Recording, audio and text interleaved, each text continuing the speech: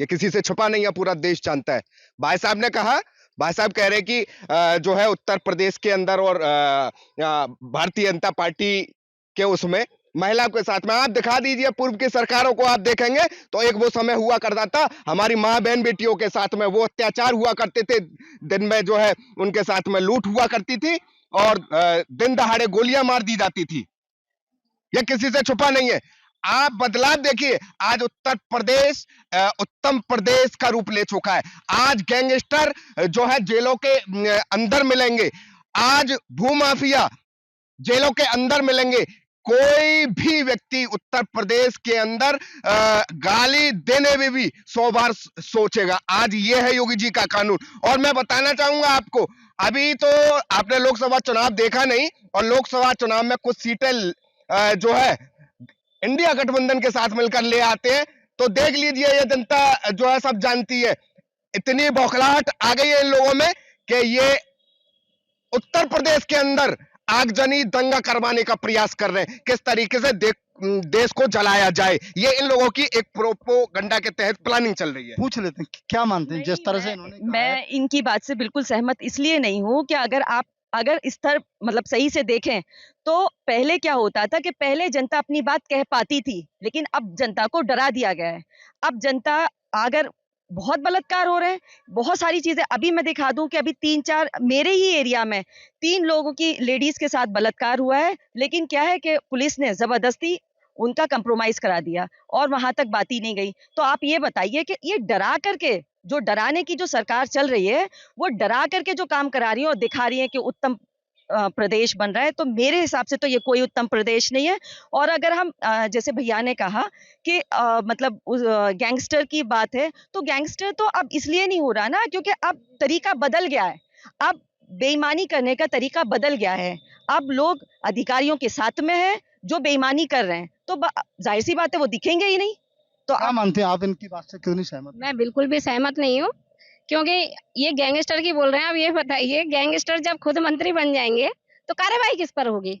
खुद सीएम पर 46 केस हैं, लेकिन लोग उन्होंने अपना सबसे पहले सीएम बनते ही अपने केस वापस कर लिए। ऐसा कोई सीएम होगा? 46 केस बहुत होते हैं। और चंद्रभूषण देखिए, देखिए और भी लोग हैं। क्या मानते हैं जिस तरह से विकास हुआ है अलीगढ़ में, आप ही नहीं, खास डिफेंस कॉरिडोर बन रही, राजा महंत विश्वविद्यालय बना है, जब बन रहा है तो बनने में समय तो लगेगा और लोगों को रोजगार भी मिलेंगे। नहीं, ऐसा है कि जो स्मार्ट सिटी में काम हुआ है उसमें बहुत ज़्यादा घपले हैं और उसकी जो है केंद्र सरकार से और स्टेट गवर्नमेंट से जांच होनी चाहिए। सड़कें सब टूटी पड़ी हुई हैं, आधे शहर में पीने का पानी नहीं है और उसके अलावा जो है अधिकारी मिलजुल कर जो है घपला कर रहे हैं। अधिकारियों के द्वारा कहीं घपला किए, क्या मानते हैं जिस तरह स्मार्ट सिटी? अधिकारी तो ऐसा है, अपनी जिम्मेदारी कुछ समझते नहीं है और जो अधिकारी तो अपना आते हैं और चले जाते हैं, और जनप्रतिनिधि को थोड़ा सा आगे आके इसमें थोड़ा सा वो करना चाहिए, इन पर टाइट करना चाहिए और काम कराना चाहिए।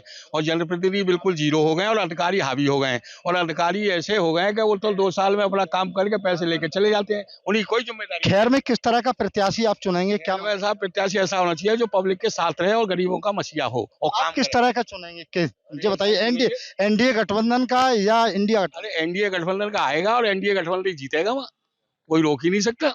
पिछले 7 साल में शहर का, वहाँ के खैर रोड का जाम तो खत्म करने। जाम का खत्म, आज का अखबार पढ़ कर देख लें, एक बाईपास बन रहा है, उसके लिए पैसा दे दिया और उसके 30 गांवों की जमीनें भी ली जा रही हैं, और जब बाईपास बन जाएगा तो वहाँ का जाम ही खत्म हो जाएगा। देखिए, हमारे यहाँ पे खैर की जो विधानसभा है, वहाँ के जो विधायक थे अभी सांसद बन गए हैं, वो हाथरस जिले के, और वो खाली हो गई है।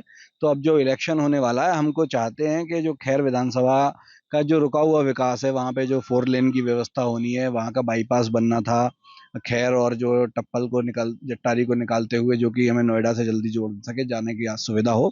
एक तो हम लोग चाहते हैं कि वो जल्दी से जल्दी उस पर काम करने वाला विधायक हो, और वहाँ की जो अन्य समस्याएं हैं, चाहे वो बिजली को लेकर हो, पानी को लेकर हो, सिंचाई को लेकर हो, और चाहे वो रोजगार को लेकर हो, क्योंकि रोजगार वो दिल्ली से सटा हुआ, नोएडा से सटा हुआ इलाका है, लेकिन बच्चों को रोजगार के लिए वहाँ जाना पड़ रहा है। अलीगढ़ शहर में ही अगर उनको रोजगार मिल जाए और आसपास जो डिफेंस कॉरिडोर बनने वाला है उसमें जल्दी से जल्दी काम हो, अगर वो विधायक सोचे, तो बच्चों को हमारे को वहीं रोजगार मिल जाएगा। दूसरी बात शिक्षा को लेकर है, क्योंकि अब शिक्षा बहुत महंगी हो गई है, तो हम ये चाहेंगे कि वो सरकार, हमारा प्रतिनिधि ऐसा हो जो कि सरकार में जाकर हमारे बच्चों की शिक्षा के लिए बात करे, उनके मुद्दों को उठाए, और जल्द और कुछ ऐसी व्यवस्था हो कि हमारे बच्चे टेक्निकल शिक्षा ले सकें, और जो आवासीय विद्यालय हैं। एक सवाल जरूर उठ रहा है।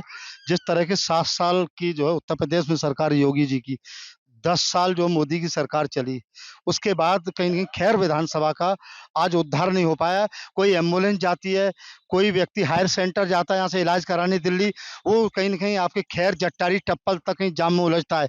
आखिर कितना समय और चाहिएगा? अब जो है, जो आप मानते हैं और कौन क्या मानते हैं कि यहाँ के लोगों के मन में जो है किसके लिए चल रहा है, कि मतलब लोग जो है कहीं न कहीं जो है एनडीए गठबंधन की तरफ जा रहे हैं या फिर इंडिया गठबंधन की तरफ?